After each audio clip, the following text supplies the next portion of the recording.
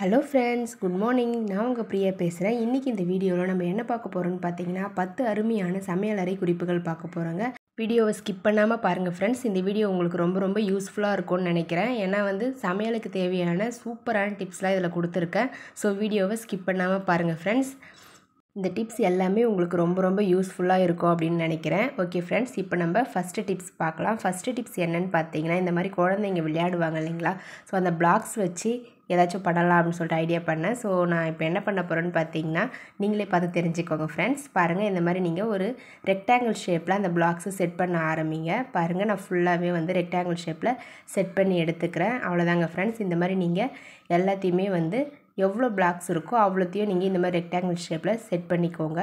நம்ம ஹைட்டுக்கு ஏற்ற மாதிரி இதை யூஸ் பண்ணிக்கலாம். நான் என்கிட்ட இருக்க பிளாக்ஸ் வச்சு இந்த மாதிரி ரெக்டாங்கிள் ஷேப்பில் ரெடி பண்ணிக்கிட்டேன். பாருங்கள், அதுக்கப்புறமா பார்த்தீங்கன்னா இந்த மாதிரி வீல்ஸ் இருக்கும் இல்லைங்களா, அந்த பிளாக்ஸை வச்சு இதனுடைய அடிப்பகுதியில் இந்த மாதிரி செட் பண்ணிக்கோங்க. பாருங்கள், நான் 4 இடத்துலையுமே இந்த மாதிரி செட் பண்ணிட்டேன். இப்போ இந்த செட்டப் மூவபிள் டைப்பில் மாறிடுச்சு பாருங்கள். இதை நான் பேனா பென்சில் வைக்கக்கூடிய ஒரு ஸ்டாண்டாக மாற்றிக்க போகிறேன். இது ரொம்ப கலர்ஃபுல்லாகவும் இன்ட்ரெஸ்டிங்காகவும் அழகாகவும் இருக்கும் உங்களுக்கு பார்க்குறதுக்கு. குழந்தைங்களுக்கு இந்த மாதிரி நீங்கள் சொல்லி கொடுத்தீங்கன்னா அவங்களே செட் பண்ணிவிட்டு இந்த மாதிரி வச்சு யூஸ் பண்ணிக்கலாம். ஓகே ஃப்ரெண்ட்ஸ், நீங்களும் ட்ரை பண்ணி பாருங்கள். இப்போ நம்ம அடுத்த டிப்ஸ் பார்க்கலாம். டிப்ஸ் நம்பர் 2ல் என்ன பார்க்க போகிறோம்னு பார்த்தீங்கன்னா, ஒரு water bottle 1/2 litre water bottle எடுத்துக்கிட்டேன். இந்த வாட்டர் பாட்டிலுடைய மேல் பகுதியை மட்டும் இந்த மாதிரி கட் பண்ணி எடுத்துக்கோங்க. அதுக்கு மேலே இருக்கக்கூடிய அந்த குட்டி பீசஸ்லாம் கட் பண்ணி ரிமூவ் பண்ணிவிடுங்க. ஏன்னா நீங்கள் யூஸ் பண்ணும்போது உங்களுக்கு அப்போ தான் கம்ஃபர்டபுளாக இருக்கும். பாருங்கள், இந்த மாதிரி கட் பண்ணி எடுத்துக்கோங்க. இப்போ நான் ஆயில் எடுத்திருக்கேன், எண்ணெய் எடுத்திருக்கேன். இந்த எண்ணெயை இந்த எண்ணெய் பாட்டிலில் ஊற்ற போகிறேன். பாருங்கள், அதுக்கு இந்த நம்ம கட் பண்ணி வச்சுருக்கோம் இல்லைங்களா, அந்த வாட்டர் பாட்டிலுடைய மேல் பகுதியை புனல் மாதிரி நம்ம யூஸ் பண்ணி எண்ணெயை ஊற்றிக்கலாம். உங்களுக்கு எண்ணெய் சிந்தவே சிந்தாது. அதே மாதிரி நீங்கள் பால் ஊற்றவும் யூஸ் பண்ணலாம், எண்ணெய் ஊற்றவும் யூஸ் பண்ணலாம். ரொம்ப யூஸ்ஃபுல்லாக இருக்கும் உங்கள் ஃப்ரெண்ட்ஸ். இனிமேல் புனலை நீங்கள் காசு கொடுத்து கடையில் வாங்காதீங்க. இந்த மாதிரி நீங்கள் வீட்டிலே கட் பண்ணி யூஸ் பண்ணிக்கலாம் ஃப்ரெண்ட்ஸ். இப்போ நம்ம டிப்ஸ் நம்பர் 3 பார்க்கலாம். டிப்ஸ் நம்பர் 3ல் என்ன பார்க்க போகிறோம்னு பார்த்தீங்கன்னா, இந்த ஆயில் பாட்டில் இருக்குங்களா, இப்போ இதில் எண்ணெய் ஊற்றி வச்சுருக்கேன். இதை நம்ம ஓப்பன் பண்ணி யூஸ் பண்ணும்போது இந்த சைட்லலாம் எண்ணெய் லைட்டாக கசியும். அப்போ பார்த்தீங்கன்னா கையில் நம்ம தொடும்போது பிசுப்பாக இருக்கும், நம்ம தொடுறதுக்கே பிடிக்காது. இதை அவாய்ட் பண்ணுறதுக்கு நான் என்ன பண்ண போகிறேன்னு பார்த்தீங்கன்னா, இந்த மாதிரி குழந்தைங்களுடைய ஷாக்ஸ், அதாவது யூஸ் பண்ணிவிட்டு நம்மளுக்கு தேவைப்படாமல் சின்னதாக ஆகிடுச்சு அப்படின்னு சொல்லிட்டு வச்சுருப்போம் இல்லைங்களா, ஸோ அந்த ஷாக்ஸ் எடுத்துக்கோங்க. அதை இந்த மாதிரி கட் பண்ணிவிட்டு மேல் பகுதியை மட்டும் கட் பண்ணிவிட்டு அந்த பாட்டிலில் போட்டு விட்டுருங்க. பாருங்கள், இந்த மாதிரி போட்டு விட்டுட்டிங்கன்னா உங்களுக்கு யூஸ் பண்ணும்போது எண்ணெய் கசியும் இல்லைங்களா, அந்த எண்ணெயை இந்த ஷாக்ஸ் அப்சர்வ் பண்ணிக்கும். ஸோ உங்களுக்கு ஆயில் பாட்டிலில் படாது, நீங்கள் கை வைக்கிற இடத்துக்கு ஆயில் வராது. ஸோ நீங்களும் ஈஸியாக யூஸ் பண்ணிக்கலாம். ஓகே ஃப்ரெண்ட்ஸ், இப்போ நம்ம டிப்ஸ் நம்பர் 4 பார்க்கலாம். டிப்ஸ் நம்பர் 4ல் என்ன பண்ண போகிறோம்னு பார்த்தீங்கன்னா, இந்த மாதிரி சின்னதாக ஒரு ஜூஸ் பாட்டிலோ இல்லை வாட்டர் பாட்டிலோ எடுத்துக்கோங்க. அதனுடைய மேல் மூடியை மட்டும் கழட்டி வச்சுக்கோங்க. அதுக்கப்புறமா ஒரு சிசரோ இல்லை ஆணி இல்லை கனமான ஒரு ஊசி ஏதாச்சும் இருந்தால் இந்த மாதிரி ஹீட் பண்ணி அந்த மேல் மூடியில் இந்த மாதிரி குத்துனீங்கன்னா உங்களுக்கு ஹோல்ஸ் கிடச்சிடும். பாருங்கள், பெரிய சைஸ் ஹோல்ஸ் கிடச்சிருச்சு. இப்போ நம்ம அந்த ஜூஸ் பாட்டிலில் பார்த்திங்கன்னா நான் எண்ணெய் ஊற்றிக்க போகிறேன். பாருங்கள், ஆயில் ஊற்றிக்கிறேன். தேவையான அளவுக்கு நீங்கள் ஆயில் ஊற்றி வச்சுக்கோங்க.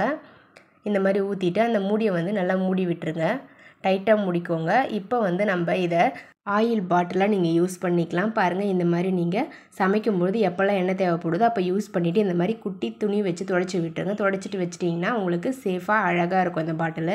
இப்போ நம்ம டிப்ஸ் நம்பர் 5 பார்க்கலாம். டிப்ஸ் நம்பர் 5ல் பார்த்தீங்கன்னா நான் வெல்லம் எடுத்திருக்கேன். இந்த வெல்லம் பார்த்தீங்கன்னா ஒரு சில நேரங்களில் அப்படியே ஜவ்வு மாதிரி இருக்கும். நீங்கள் எண்ணெய் தான் கல் வச்சு நெசக்கினாலோ இல்லை சுற்றி வச்சு அடித்தாலுமே உடையாது. ஸோ அந்த மாதிரி டைமில் நீங்கள் இந்த மாதிரி காய் துருவுறது இருக்கு இல்லைங்களா, ஸோ அந்த காய் துருவுறதை வச்சு நீங்கள் இந்த மாதிரி அந்த வெல்லத்தை துருவுனீங்கன்னா உங்களுக்கு ஈஸியாக பொடி ஆகிடும் அந்த வெல்லம். நீங்கள் ரொம்ப கஷ்டப்பட்டு நெசக்க வேண்டிய அவசியம் இல்லை. ஸோ நீங்கள் இந்த மாதிரி நீங்கள் காய் துருவுறதை வச்சு வெல்லத்தை துருவி எடுத்துக்கலாம். அதே டைமில் வீட்டில் சக்கரை தீர்த்து போச்சுன்னா இந்த மாதிரி வெல்லத்தை துருவி நீங்கள் ஈஸியாக யூஸ் பண்ணிக்கலாம். ஃப்ரெண்ட்ஸ், ட்ரை பண்ணி பாருங்கள். இப்போ நம்ம டிப்ஸ் நம்பர் 6 பார்க்கலாம். டிப்ஸ் நம்பர் 6ல் என்ன பார்க்க போகிறோம்னு பார்த்தீங்கன்னா, இந்த மாதிரி ரொம்ப அடி பிடிச்சிருக்க பாத்திரத்தை எப்படி ஈஸியாக கை வலிக்காமல் க்ளீன் பண்ணுறதுன்னு பார்க்கலாம்.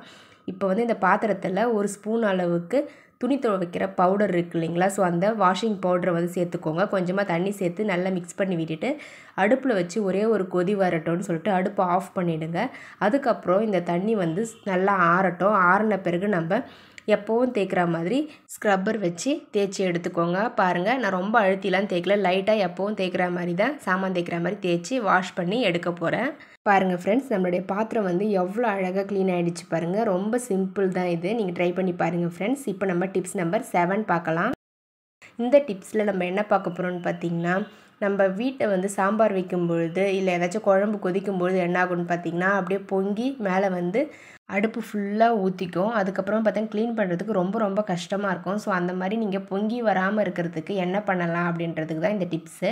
நீங்கள் வந்து இந்த மாதிரி பொங்குது இல்லைங்களா, அந்த டைமில் 1 டேபிள் ஸ்பூன் அளவுக்கு ஆயில், அதாவது குழம்புக்கு யூஸ் பண்ணுறோம் இல்லைங்களா, ரீஃபண்ட் ஆயில். ஸோ அந்த எண்ணெயை வந்து இந்த மாதிரி மேலே வந்து ஊற்றி விட்டுருங்க. அதுக்கப்புறமா நீங்கள் அடுப்பில் வந்து இந்த மாதிரி கொதிக்க விட்டிங்கன்னா உங்களுக்கு வந்து பொங்கவே பொங்காது. உங்களுக்கு அப்படியே உள்பகுதியிலே வந்து கொதிச்சிட்ருக்கோம். ஸோ நீங்கள் கண்டிப்பாக ட்ரை பண்ணி பாருங்கள் ஃப்ரெண்ட்ஸ். ரொம்ப ரொம்ப யூஸ்ஃபுல்லாக இருக்கும்னு நினைக்கிறேன் இந்த டிப்ஸ் உங்களுக்கு. இப்போ நம்ம அடுத்த டிப்ஸ் போய் பார்க்கலாம். ஓகே ஃப்ரெண்ட்ஸ், கண்டிப்பாக ட்ரை பண்ணி பாருங்கள்.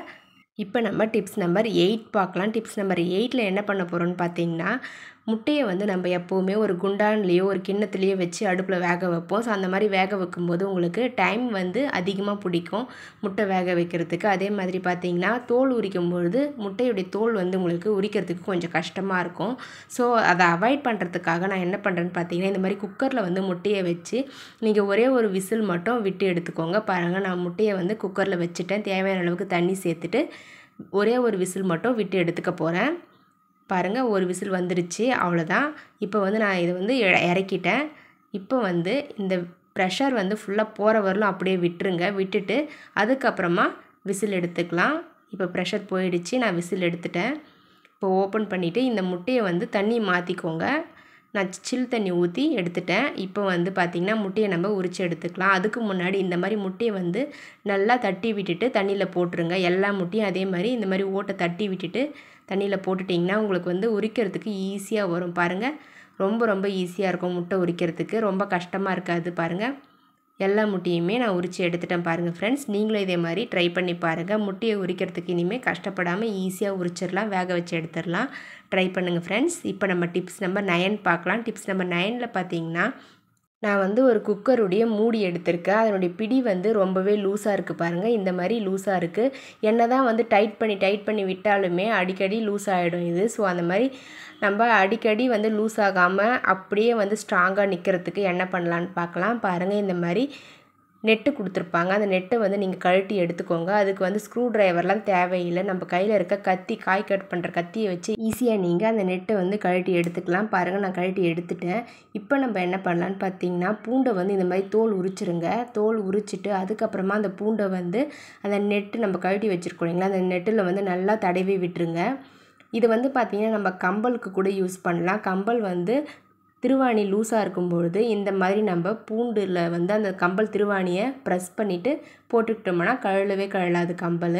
அதே மாதிரி தான் நான் இப்போ இந்த நெட்டுக்கும் ட்ரை பண்ணுறேன். பாருங்கள், இந்த மாதிரி அந்த நெட்டு ஃபுல்லாக அந்த பூண்டுடைய ஈரப்பதம் வந்து இருக்கிற மாதிரி தடவி விட்டுட்டு அதுக்கப்புறம் இந்த மாதிரி அந்த பிடியை வந்து போட்டுருங்க குக்கர் மூடியில். போட்டுட்டு அதுக்கப்புறம் இந்த நெட்டை போட்டு கத்தியை வச்சு நல்லா டைட் பண்ணி விட்டுருங்க. பாருங்கள், நெட்டை போட்டு லைட்டாக ப்ரெஸ் பண்ணிவிட்டு அதுக்கப்புறமா டைட் பண்ணுங்கள். அவ்வளோதாங்க ஃப்ரெண்ட்ஸ். இதுக்கப்புறமா பார்த்தீங்கன்னா உங்களுக்கு இந்த நெட்டு கழலாது, அப்படியே இருக்கும். 6 மாதம் ஆனாலும் அப்படியே இருக்கும் உங்களுக்கு.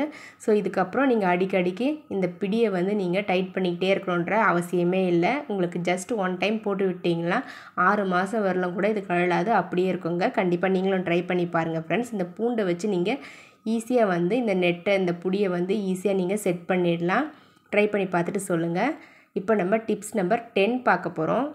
டிப்ஸ் நம்பர் 10ல் நான் வந்து ஆனியன் எடுத்திருக்கேன். இந்த ஆனியன் வந்து பார்த்திங்கன்னா தோல் உரிச்சிட்டு இந்த மாதிரி நீங்கள் சர்க்கிளாக கட் பண்ணி எடுத்துக்கோங்க. பாருங்கள், இந்த மாதிரி நீங்கள் கொஞ்சம் மெலிசாக வேண்டாம், கனமாக கூட கட் பண்ணி எடுத்துக்கலாம். இந்த மாதிரி கட் பண்ணிவிட்டு இந்த மாதிரி லைட்டாக எடுத்திங்கன்னா உங்களுக்கு இந்த மாதிரி சர்க்கிள் ஷேப்பில் உங்களுக்கு ஆனியன் வந்து கிடச்சிரும். பாருங்கள், எவ்வளோ அழகாக நம்மளுக்கு வந்துடுது பாருங்கள் எடுக்கிறதுக்கு. இதை வந்து நம்ம எதுக்கு யூஸ் பண்ணலான்னு பார்த்தீங்கன்னா, நம்ம ஃபுட் வந்து ஏதாச்சும் ஸ்நாக்ஸு இல்லை ஏதாச்சும் ஃபுட் டெக்கரேஷன் பண்ணணும் அப்படின்னு சொல்லிட்டு விருப்பப்படும்பொழுது இந்த மாதிரி நீங்கள் ஆனியனை வந்து யூஸ் பண்ணிக்கலாம்.